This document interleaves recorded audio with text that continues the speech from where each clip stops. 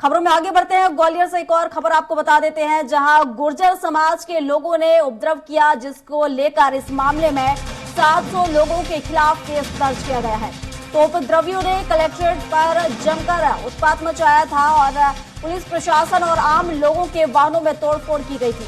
तो जबरा हाईवे पर जनता के 162 वाहन भी तोड़े गए थे और घटना के दौरान 12 पुलिसकर्मी इसमें घायल हुए थे, जिसके बाद 700 लोगों पर मामला दर्ज किया गया है। और इस पर विस्तार से जानकारी के साथ विनोद शर्मा हमारे साथ लगातार फोन लाइन पर बने हुए हैं। विनोद से जान लेते हैं। विनोद, जिस तरीके से फूलबाग मैदान में जो कल महाकुंभ हुआ और गुर्जर समाज के लोगों ने जिस तरीके से यहाँ पर उत्पात मचाया, उसके बाद पुलिस ने 700 लोगों के खिलाफ यहाँ पर मुकदमा दर्ज कर लिया है। विस्तार से जानकारी। बिल्कुल, देखिए कि कल फूलबाग मैदान में गुर्जर समाज का महाकुंभ था, जिसमें ये कहा गया था कि तकरीबन 2000 लोग आएंगे और इसकी इजाजत दी गई थी प्रशासन से। लेकिन वहां पर बड़ी संख्या में लोग ज्यादा एकत्रित हो गए। उसके बाद पहले तो उन्होंने फूलबाग चौराहे पर ही वाहनों की तोड़फोड़ की और उसके बाद ज्ञापन देने के नाम पर वो कलेक्ट्रेट पहुंचे। बड़ी संख्या में गुर्जर समाज के लोग कलेक्ट्रेट पहुंच गए और कलेक्ट्रेट जब पहुंचे तो उसके बाद उनका जो आंदोलन था वो हिंसक हो गया। वहां जो भी वाहन कलेक्ट्रेट परिसर में खड़े मिले उनको तोड़फोड़ कर दी गई। कलेक्टर का वाहन तोड़ दिया, एसपी का वाहन तोड़ दिया, एडीएम का वाहन तोड़ दिया। कई पुलिस वालों को के साथ मारपीट की गई, उनको बेहद चोटें आई हैं। तकरीबन 12 पुलिसकर्मी ऐसे हैं जो घायल होकर अस्पताल में उनको उपचार के लिए भेजा गया है। इसके साथ जब हिंसक पूरा आंदोलन होने लगा, क्योंकि पुलिस और प्रशासन को इस बात का इल्म नहीं था कि इतना ज्यादा हिंसक आंदोलन हो जाएगा, क्योंकि जब भी कोई ज्ञापन देने आता है तो 10-20 पुलिसकर्मी तैनात कर दिए जाते हैं सुरक्षा की दृष्टि से। लेकिन गुर्जर बड़ी संख्या में वहां मौजूद थे। उन्होंने पुलिस वालों के साथ मारपीट की। उसके बाद अतिरिक्त पुलिस बल बुलाया और आंसू गैस के गोले छोड़े गए, हवाई फायर की गई, लाठीचार्ज किया गया। उसके बाद भी तकरीबन 2 से 3 घंटे तक ये सब कुछ उपद्रव चलता रहा। उसके बाद जब इनको कलेक्ट्रेट से खरीदा गया तो जाकर थाटीपुर इलाका पर भी पहुंचे और सरौल हाईवे है जो कि झांसी ग्वालियर झांसी डबरा मार्ग है, वहां पर तकरीबन 2 घंटे तक तांडव करते रहे। जो भी प्राइवेट वाहन मिले उनके साथ तोड़फोड़ करते रहे और लोगों के साथ मारपीट करते रहे। इस पूरे मामले में जो गुर्जर समाज के जो आंदोलन में जो शामिल थे उनमें तकरीबन 700 लोगों के खिलाफ मामला दर्ज कर लिया गया है और इसमें कई एफआईआर दर्ज की गई है। कलेक्टर की तरफ से अलग की गई है, एसपी की तरफ से अलग की गई है, एडीएम और तमाम प्रशासनिक अधिकारियों की तरफ से अलग अलग एफआईआर सिरौल थाने में दर्ज की गई है, यूनिवर्सिटी थाने में दर्ज की गई है, जिसमें ये बताया गया है कि किस तरह से इनने उपद्रव किया था। और ये एफआईआर दर्ज करने के बाद अब उनकी गिरफ्तारी के प्रयास किए जा रहे हैं, उनको चिन्हित किया जा रहा है। जो सीसीटीवी फुटेज है वो देखे जा रहे हैं, मीडिया के द्वारा जो फुटेज लिए गए थे वो देखे जा रहे हैं और पुलिस प्रशासन ने जो फुटेज लिए थे वो देखे जा रहे हैं। तो इस तरह से एक कह सकते हैं कि एक जो आंदोलन था उस हिंसा का उसमें रूप ले लिया और ये बिल्कुल आंदोलन की याद दिलाता है जो कुछ सालों पहले। लेकिन ये गलती अगर हम यहाँ पर देखें तो प्रशासन की भी है, लापरवाही, क्योंकि जो इंटेलिजेंस है उसने पहले ही इसको लेकर सतर्क कर दिया था, लेकिन प्रशासन फिर भी सतर्क नहीं हुआ। और जिस तरीके से अब 700 लोगों पर यहाँ पर मुकदमा दर्ज किया गया है, क्या किसी की गिरफ्तारी यहाँ पर हो पाई है?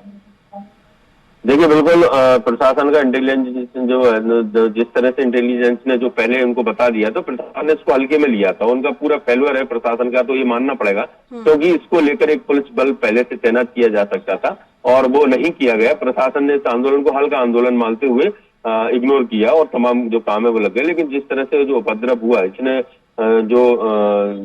जो पुरानी जो 5 साल पहले एक आंदोलन हुआ था, उस आंदोलन को 2 अप्रैल की जो घटना हुई थी उसको एक तरह से ताजा कर दिया। हिंसक आंदोलन हुआ कह सकते हैं इसको। और साथ ही इसमें अभी कोई गिरफ्तारी नहीं हुई है, लेकिन आज पुलिस द्वारा इसमें लंबी बड़ी गिरफ्तारी की जाएगी।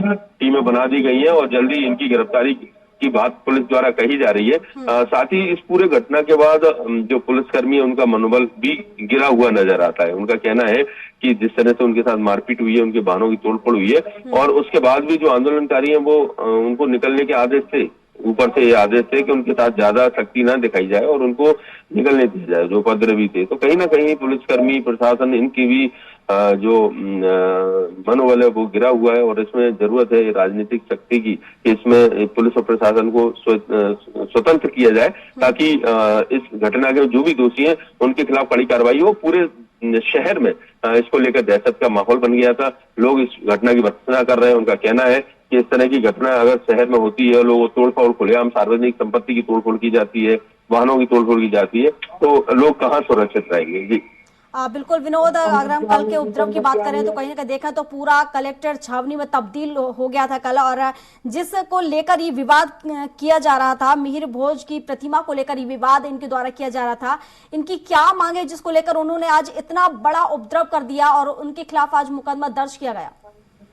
देखिए, इसमें 5 सूत्री मांगे थी, जिसमें मिहिर भोज जो सम्राट मिहिर भोज है उसकी प्रतिमा को खोला जाए, और उनको ये इनका मानना है कि वो गुर्जर सम्राट थे और गुर्जर समाज से आते थे, लेकिन वहीं क्षत्रियों ने ये दावा किया था कि वो क्षत्रिय थे, और इसको लेकर जो हाई कोर्ट है उसने प्रतिमा को पूरी तरह से कवर्ड करने के निर्देश दिए थे प्रशासन को, कि जब तक किसी पक्ष में फैसला नहीं हो जाता तब तक उस प्रतिमा को कवर्ड रखा जाए। और उसके बाद उस प्रतिमा को कवर्ड रखा जाता है। इनकी मांगे कि उन प्रतिमा को अनावरण किया जाए, उसको खोला जाए। इसके अलावा तमाम उनकी जो मांगे थी, राजनीतिक हिस्सेदारी की, जो आने वाले विधानसभा चुनाव में उनको संख्या बल देखते हुए उनकी राजनीतिक हिस्सेदारी ज्यादा से ज्यादा हो, ज्यादा से ज्यादा उनको जो उनके दावेदार हैं समाज के लोग, उनको टिकट दिया जाए।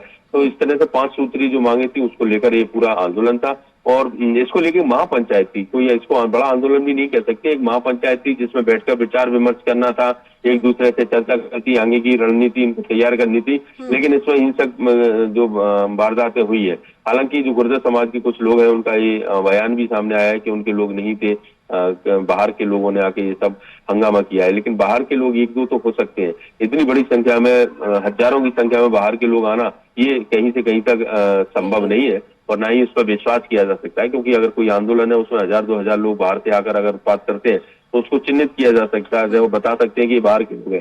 1-2 लोग हो तो समझ में आता है कि भीड़ में दिखाई नहीं दी, लेकिन इतनी बड़ी संख्या में हिंसक वारदात हुई और जो पूरे वीडियो फुटेज, सीसीटीवी फुटेज सब में दिखाई दे रहा है, तो इसमें एक बड़ी कार्रवाई करने की बात कही जा रही है, और निश्चित तौर पर आज इसको लेकर एक बड़ी कार्रवाई हो सकती है और गिरफ्तारियां हो सकती है। बिल्कुल विनोद, हालांकि जिस तरीके से आप बता रहे हैं बड़ी संख्या में यहाँ पर लोग, देखा जाए तो उपद्रवी यहाँ पर मौजूद थे, तो रणनीति के तहत कहीं ना कहीं यहाँ पर उपद्रव मचाया गया है। और अगर हम बात करें जिनकी गिरफ्तारी हो चुकी है, तो प्रशासन का क्या कुछ कहना है कि कब तक, जिन मामलों में अगर यहाँ पर अभी गिरफ्तारी होनी है, कब तक वो गिरफ्तारी हो जाएगी? प्रशासन का क्या कुछ कहना है इसको लेकर? देखिए, प्रशासन देर रात तक इसमें एफआईआर कराता रहा और 700 लोगों के खिलाफ एफआईआर हुई है। अब चूंकि बहुत सारे लोगों के, जो गुर्जर समाज के जो लोग पहुंचे थे आंदोलन करने, और उन्होंने जिस तरीके से हिंसक वारदात को अंजाम दिया था, तो बहुत सारे लोगों के जो 2 पहिया वाहन है, 4 पहिया वाहन है, वो मौके पर ही रह गए थे। वो तोड़फोड़ करते हुए भाग निकले, पुलिस ने जब बल प्रयोग किया तो भाग गए थे। तो उन वाहनों के आधार पर भी उनकी शिनाख्ती हो पाएगी कि ये वाहन किसके नाम से रजिस्टर्ड है। कुछ लोगों को रात में राउंड अप भी किया गया था, कुछ लोगों को मौके से भी गिरफ्तार किया गया था, तो उनसे भी ये पता चल सकेगा कि कौन कौन लोग इसमें शामिल थे। इसके साथ साथ जो सबसे बड़ा एविडेंस होता है वो होता है वीडियो फुटेज। वीडियो फुटेज के आधार पर भी, चूंकि वहां पर जो कलेक्टेड है उसके पास में एक पेट्रोल पंप है, उस पेट्रोल पंप को भी आग लगाने की कोशिश की गई थी, लेकिन समय रहते देखने वाली बात होगी कि आखिर पुलिस प्रशासन कब तक इन लोगों पर गिरफ्तारी कर पाएगा, कब तक इनकी गिरफ्तारी हो पाएगी। शुक्रिया आपका तमाम जानकारियों के लिए।